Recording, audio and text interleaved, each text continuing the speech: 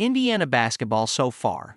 Luke Goode's role is no surprise, but consistency has been hard to come by. Bloomington end. Indiana men's basketball is a third of the way through its season. 12 games are in the books with a minimum of 19 to go, though it will likely be more assuming the Hoosiers make the Big Ten tournament. With the usual Christmas pause in games upon us, it's a good time to look at Indiana's most important contributors and how they've fared so far. All players who have played 10 minutes per game will be considered except Anthony Leal. The senior has not played in enough games. Leal only reached 10 minutes in 4 of the 6 games he played to have a workable sample size. The series continues with swingman Luke Goode. Points produced and points allowed are based on how many points a player is responsible for or allows while on the court based on a per 100 possession standard. The formula, developed by basketball analyst Dr. Dean Oliver, is way too complicated to explain here, but that's the basic premise. Net points is merely the points produced with points allowed subtracted. Foul trouble is a measure I did myself. Foul trouble is obviously important because it compromises the rotation, but if a player plays with fouls, it can also compromise their defense. A player qualified as being in foul trouble if A. They picked up 2 fouls in the first half, B. Picked up a third foul before 15 minutes are left in the second half, or C. Picked up a 4th foul before 5 minutes are left in the second half. The reason for this standard is to eliminate accumulated fouls late in the game that are done purposely to put the opposition at the free throw line. Those are not fouls that are bad or that necessarily compromise the team the way earlier fouls do. It didn't start well, but Goode's three-point shooting has better since the start of the season. He had an extremely slow start. He was 3 of 14 in his first 4 games, and it still brings his overall numbers down. In his last 6 games, Goode has converted 40.7% from long range, more like what Indiana was seeking when Goode came to the Hoosiers via Illinois. Goode can get a good defender, more on that in a minute, though the data is conflicting depending on which data point you want to use. Goode's skill set makes him a good rotation match.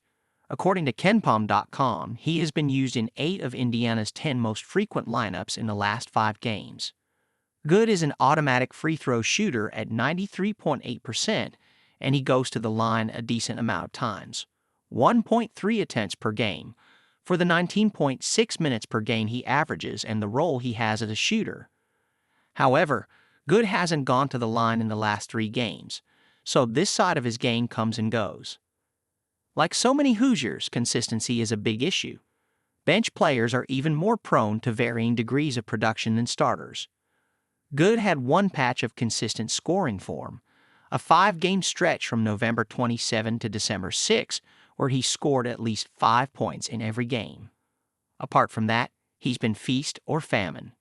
Getting back to his defense, the advanced data methods that track it are in conflict. The defensive box plus minus stat suggests he's doing OK with a 1.9 rate. Not outstanding, but not bad.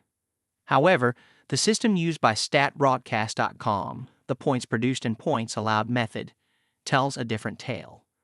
On the season, Goode is minus 32.1 in this department and has only had 1 game where he's produced more points than he's given up. Which method is right? The truth is likely somewhere in between. One thing that isn't in dispute is Goode's penchant for fouls. By our foul trouble definition, Goode has been in foul trouble 5 times. Given that he's coming off the bench and that he plays 19.6 minutes per game, that's a very high total. This is a tough one. As far as how he's being used, Goode's role is no surprise at all. He floats out to the 3-point line and waits for the opportunity to do his thing. Goode has a not surprising 81% 3-point rate, the percentage of shots taken from beyond the arc.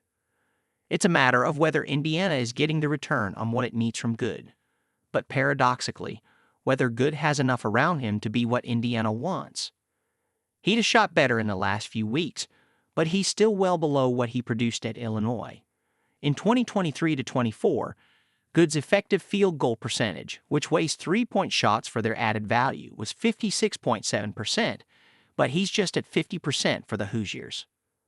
On the other hand, the Fighting Illini had more shooters around Goode than the Hoosiers do now. Goode and Mackenzie Mbako, 45.7% from three-point range, have only been on the floor together 8.7% of the time in Indiana's last 5 games.